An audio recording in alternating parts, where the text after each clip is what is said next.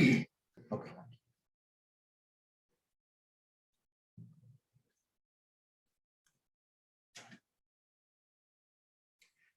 Muy buenas noches, mis queridos hermanos de Camden.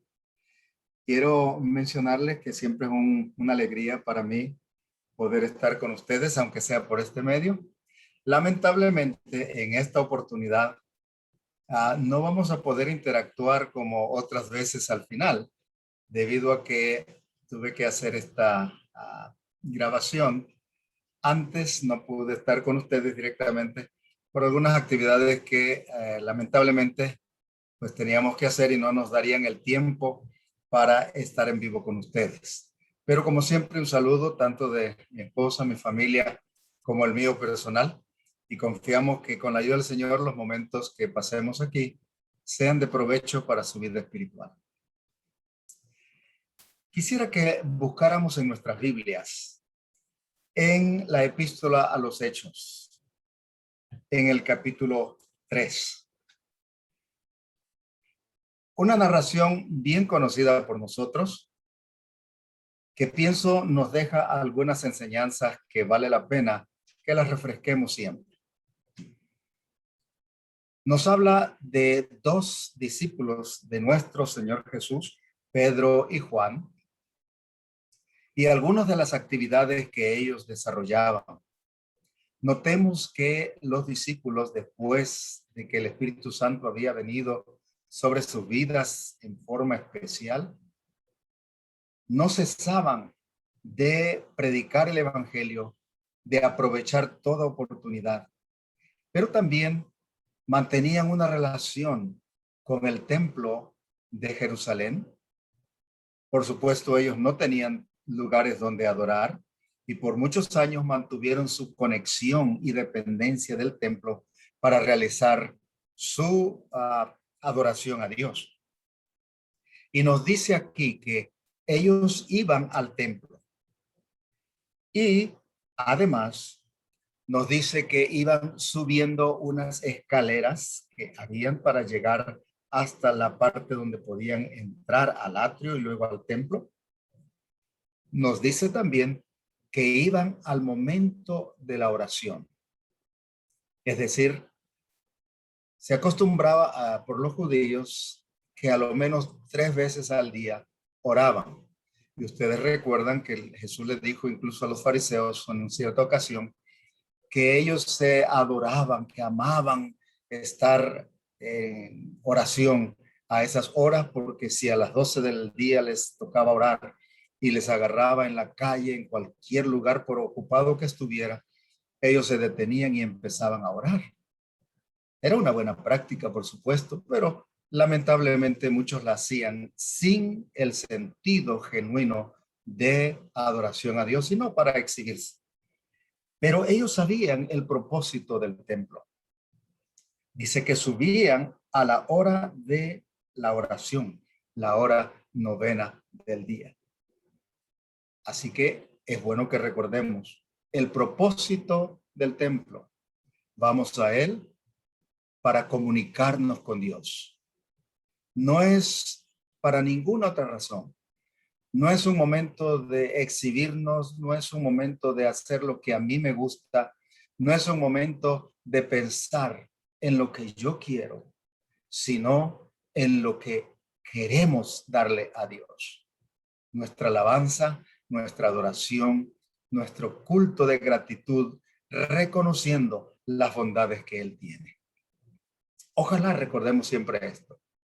El templo, la casa de Dios, como la llamamos, es el lugar donde el que pone las reglas es Dios. Y Él dice, mi casa, casa de oración será llamada por todos los pueblos. Continúa la narración diciendo que todos los días llevaban al templo a un hombre que básicamente era cojo de nacimiento. Y noten que recalca el hecho de que era traído todos los días. ¿A quién ponían? Dice, cada día a la puerta del templo que se llama La Hermosa. El propósito de este hombre era pedir limosnas. Él suponía que los que iban al templo eran personas de buen corazón, personas que realmente se sentían comprometidas con Dios y con el prójimo, y por lo tanto, él confiaba que allí esas personas de buen corazón siempre estarían dispuestas a darle una ayuda. Nunca olvidemos, hermanos, que la gente nos observa a nosotros asistir al templo, llevar quizás nuestra Biblia. Ahora pues ya no se usa mucho llevar la Biblia en algunos casos. La llevamos en el teléfono y a veces nadie se da cuenta que vamos a la iglesia. Pero es bueno cuando vamos a la iglesia llevar nuestra Biblia. La gente nos ve y sabe que vamos con la intención de adorar a Dios. Entonces, suponen que quienes vamos al templo, quienes decimos que adoramos a Dios, somos personas de bien, dispuestas a ayudar y satisfacer las necesidades de aquellos menos afortunados que nosotros. No olvidemos ser compasivos. No olvidemos que Cristo está intentando que a través nuestro la gente conozca de su amor. Y por eso, los que asistimos al templo debemos ser personas diferentes. Nuestras actitudes, nuestras acciones, nuestra manera de hablar, nuestra forma de presentarnos con las demás personas, aun cuando tenemos que reclamar algunas cosas, nuestros derechos, si queremos decirlo, debemos hacerlo siempre con respeto y con la dignidad correcta hacia las otras personas. Así que se dice que allí llevaban a este hombre todos los días. Ahora, es bueno que recordemos que este hombre era cojo. Y cuando vio a Pedro y a Juan que se acercaban, él puso su cara de pedir. Sin duda alguna, trataba de hacer más dramática su condición, porque dice que esperaba recibir de ellos algo. Esperaba que le diesen limosna. A veces, hermanos, la gente está esperando de nosotros a lo menos, y eso quiere decir lo mínimo que podemos dar, es la limosna de nuestro trato correcto, la limosna de que a lo menos les demos el respeto que ellos merecen. Dios espera que nosotros hagamos un poco más que eso, por supuesto. Pero este hombre, cuando vio a Pedro y a Juan que venían subiendo por las escaleras, dice que esperaba que le diesen limosna. Y sin duda extendió su mano para recibirla. El versículo 4 nos informa que Pedro y Juan se detuvieron por un momento a mirarlo. Se detuvieron fijando los ojos en él. Dice, esto también creo yo que es importante. No importa cuán ocupados estemos, siempre la necesidad de un ser humano de conocer de Cristo debe ser lo que nos atraiga hacia ellos, lo que nos induzca a nosotros a tal vez hacer un alto en nuestras ocupaciones para poder beneficiar a alguien que necesita de nosotros un favor, no solamente un favor material. Probablemente el más grande de los favores que podamos hacerle a un ser humano es la bendición de conocer al Dios que les ha dado la vida y que les promete también el perdón de sus pecados, la tranquilidad de su alma, la paz interior y mejor aún, la vida eterna. Así que detenernos para aprovechar las oportunidades que Dios nos da de presentar a otros el amor de Cristo siempre es recompensado de una forma amplia. Luego Pedro y Juan, después de hablar con este hombre, le dijeron, míranos, fíjate en nosotros, míranos. Y dice que el hombre, un poquito tal vez extrañado, o quizás con gran esperanza de recibir una buena cantidad de dinero, fijó en ellos los ojos. Hermanos, la gente espera de nosotros algo diferente. Desde que saben que vamos a una iglesia o que decimos profesar una religión, están sus ojos fijos en nosotros. Por esa razón, es importante que nosotros brindemos lo que ellos están esperando. Que ellos puedan ver en nuestra vida, en nuestras palabras, en nuestras acciones, el ejemplo digno de un genuino hijo de Dios.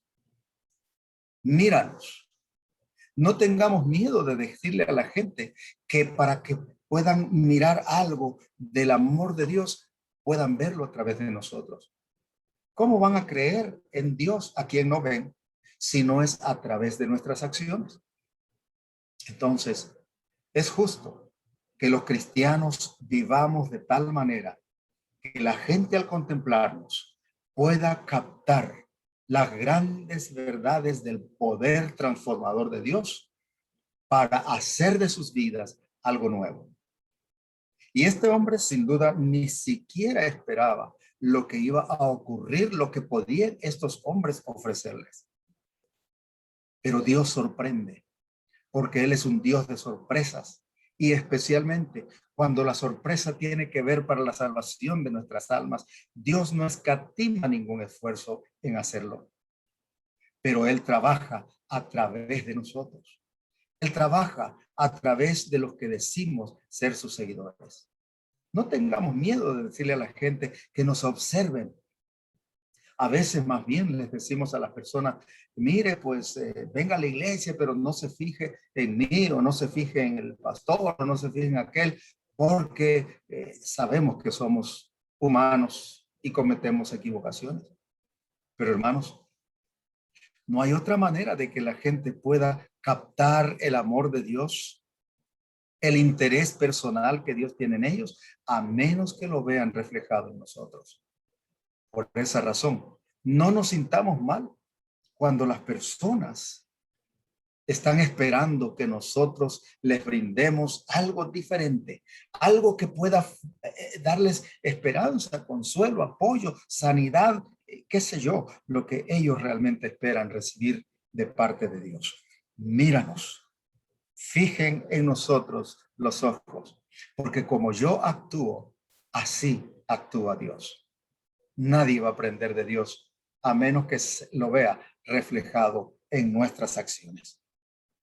Luego, dice que Pedro, sin duda inspirado por el Espíritu Santo y mostrando compasión especial por la condición desvalida de este hombre, hizo algo que posiblemente ni siquiera en los sueños más salvajes de este hombre podía pensarlo tal vez.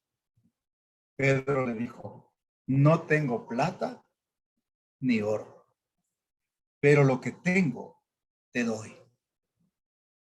¿Notamos nosotros esto, hermanos? No tengo plata ni oro. La Biblia dice que lo necio del mundo escogió Dios. Como cristianos, no siempre somos muy adelantados, muy aventajados en bienes materiales. Pero, queridos hermanos, tenemos la mayor bendición de Dios. Tenemos el más grande tesoro que la gente está necesitando.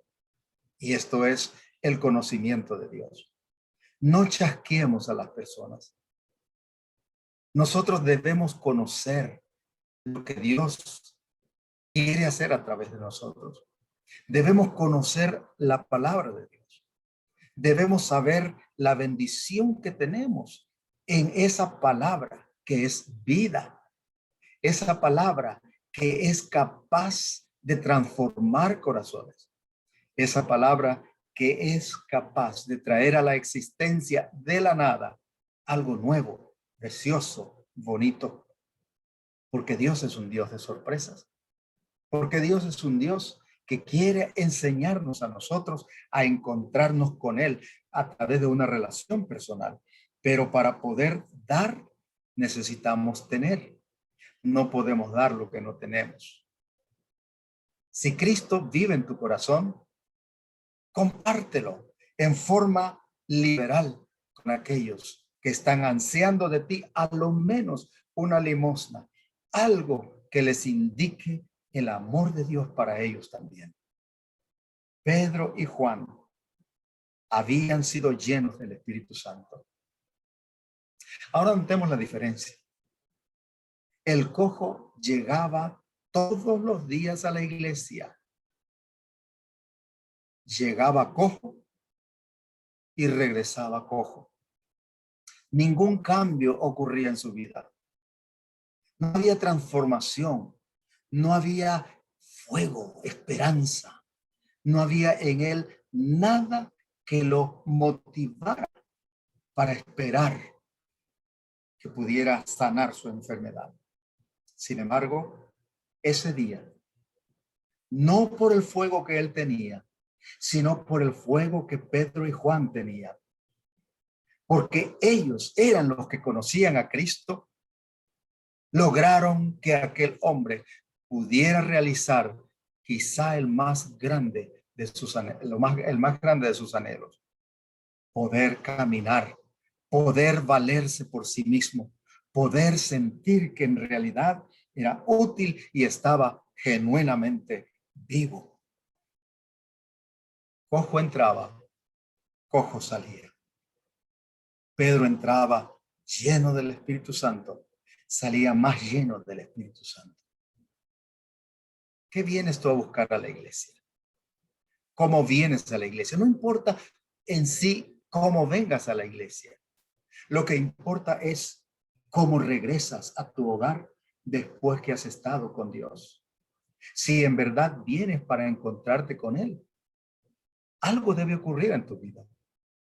Algo debe mejorar en tu relación, en tu accionar, en tus costumbres, en tus prácticas, en tu hablar.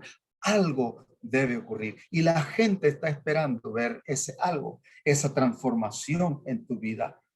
No tengo plata ni oro, dijo Pedro y Juan, pero lo que tenemos, con gusto lo compartimos contigo.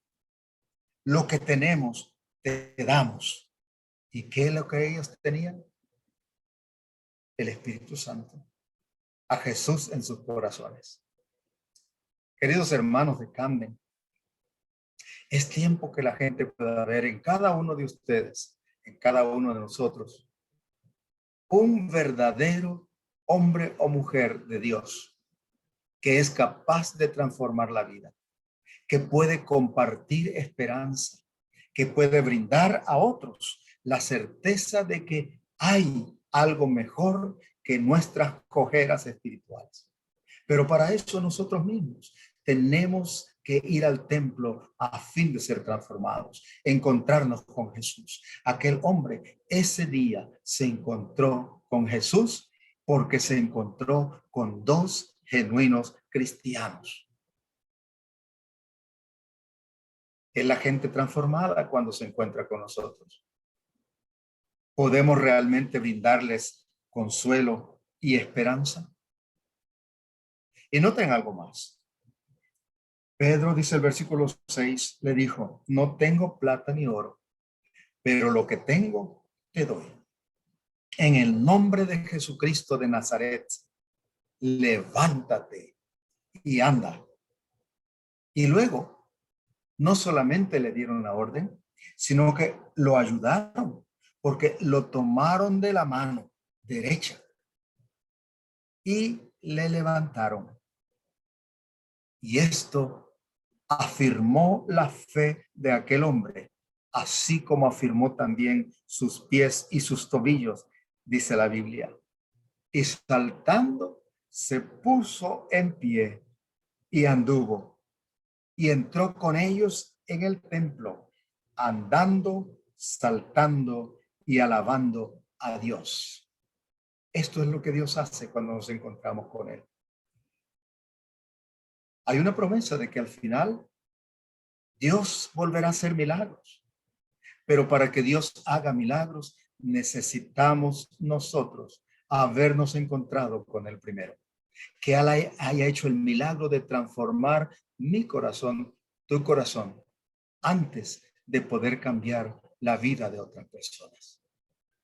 Jesús dijo que nosotros somos la sal de la tierra, pero si la sal pierde su capacidad de transformar, de preservar, de cambiar el sabor de los alimentos, ¿para qué sirve?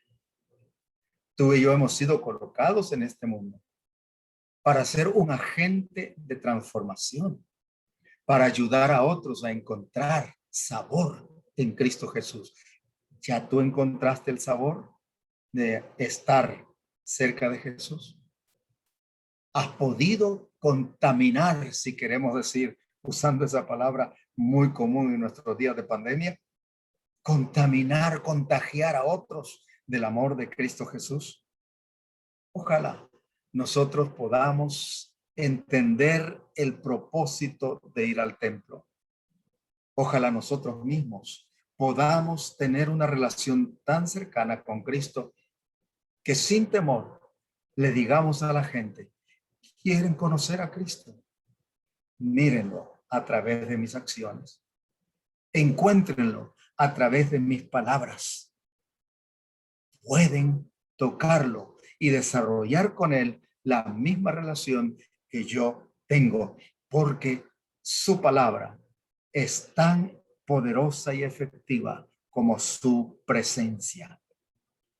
La gente vio que aquel hombre estaba alabando a Dios y saltando.